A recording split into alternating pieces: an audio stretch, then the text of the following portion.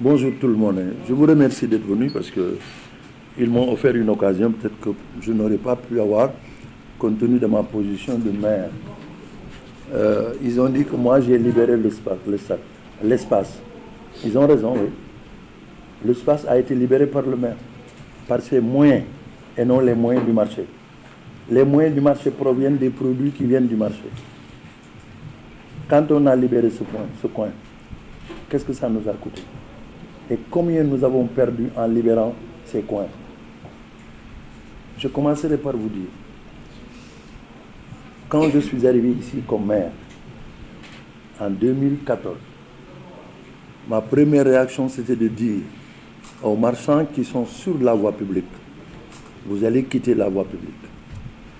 Je vous autorise à vendre pendant les fêtes, ne payez rien, mais après partez. Il y a quelques-uns ou quelques-unes parmi vous qui étaient là. Résultat, ce que j'ai constaté, ces commerçants, après, n'ont pas quitté. Ils sont restés, mais pendant, ils ont même vendu les places à d'autres collègues qui venaient de Yeumbeul, de Thiaroye, de Malika, de Thiès, de n'importe où. Ce que j'ai accepté. Pendant tout ce temps, j'avais un problème.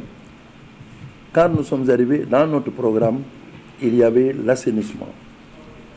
On devait commencer par ça. Les populations se sont plaintes pour dire, il y a un temps, si vous avez un malade au niveau de HLM 5, jusqu'à la nuit, vous ne pouvez pas sortir votre malade. Si vous avez un parent décédé, vous ne pouvez pas le faire sortir de la maison. J'avais tout ça. Mais moi, en priorité, j'ai les populations des HLM. Le marché est un extra. Un extra. Et quand il s'est agi de faire l'opération, ces commerçants qui parlent aujourd'hui, il fallait leur demander quel a été le coût qu'ils ont investi pour que ce travail soit fait. Ces jeunes qu'on a expulsés de ce marché-là nous apportaient un minimum de 80 millions l'année. Mais pas moi, parce que moi je venais d'arriver. Mais j'ai préféré, à la place de l'argent, assainir. Voilà ce que j'ai fait. Ce jour-là, j'avais les commerçants à côté de moi, quand je le faisais. Mais à côté de ça, dans le marché, il y a un édicule. Ils auraient dû vous le dire.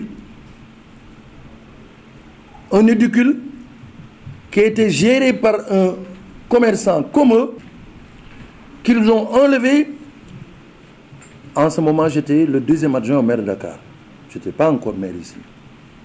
Les griefs, c'est que le monsieur gérait cet édicule avec sa famille et bouffait l'argent. Ils m'ont utilisé, je précise, et je pèse bien mes mots. Je me rappelle, ce monsieur a pleuré un jour chez moi pour me dire je suis diabétique, je suis malade. Mais c'est après qu'on m'a expliqué. Pour installer cet édicule, c'est lui qui a pris de son propre argent, qui a investi. Ils nous ont obligés à enlever ce monsieur-là, en disant quoi? Que l'édicule devait apporter quelque chose dans le marché. Ils ont pris l'édicule. 2 ans ou 3 ans, les premières données que nous avions, l'édicule rapportait 70 000 francs jour. Géré par un noyau. Demandez les textes. Les édicules, c'est la commune, c'est une affaire de la commune. Nous avons laissé les marchés. À partir du moment où ce que l'argent rapporte dans le marché, nous préférons que ça serve à refaire le marché, à régler certains problèmes. On a préféré le leur laisser. Résultat. L'argent de cet édicule, on a dit 70 000 francs par jour. Finalement, c'est devenu à 20 000 francs jour. Et aujourd'hui, je ne peux pas vous dire combien ça fait. C'est ce qui était là comme comité de gestion. Il n'existait pas de comité de gestion. Il y avait des délégués de marché. C'est à l'événement en 2009, quand nous sommes arrivés, que nous avons dit il faut quand même autant que faire se peut associer les commerçants au fonctionnement du marché. Ce qui nous a amené à créer un comité de gestion. Ils n'ont jamais respecté les normes du comité de gestion. Ils ont parlé de cette place qu'on a donnée à un promoteur. C'est ça que j'ai dit. Non, non. Ce qui devait être là-bas, c'est à moi de le décider, c'est pas à eux. Je suis le maire. C'est pas eux. Eux, ils s'occupent de leur cantine. Ça, c'est la voie publique.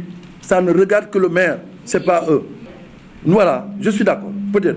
Peut-être s'ils le pensent. Mais allez vérifier ceux qui sont là-bas dans ces cantines, dans ces tentes. Vous aviez en face de moi des tentes. Pendant le mois de Ramadan. Quand j'ai évacué, on m'a dit, monsieur le maire, certains commerçants m'ont dit, monsieur le maire, vraiment, il y a un marché. J'ai dit, quoi? Parce que c'est ce que vous avez enlevé, nous avons le marché. J'ai dit, ah bon? Parce que les gosses qui vendent, c'est leur produit que les gosses vendent. C'est leur neveu, c'est leur cousin. Alors moi, je vais rester, pour moi, bon, ça encore, j'avance. Ils ont dit que ça a coûté combien de millions? 57 millions. Voilà. Moi, je n'ose pas faire un marché. Moi, j'ai une limite. Ils ont demandé à l'OFNAC de venir. Que l'OFNAC vienne. Moi, j'ai été saisi par le percepteur. Je parle sous sa couverture.